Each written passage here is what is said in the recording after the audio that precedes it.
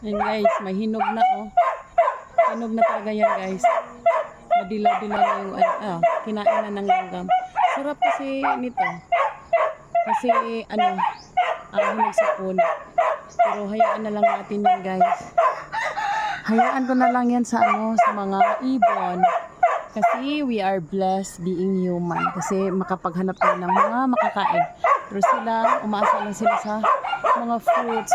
So, yon, sa kanila na lang yan guys. Ang sarap na kaya nun.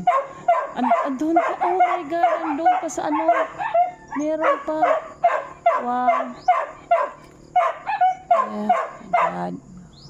Pero okay na lang guys. Hindi, tingnan ko nga. Parang naano ako eh.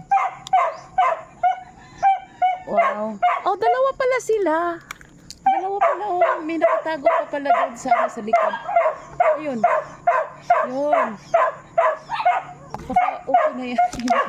Hindi ko maabot guys. Nakapatong lang ako sa upuan. Ayan. Nakapatong lang ako guys. So, thank you guys for watching. Bye-bye.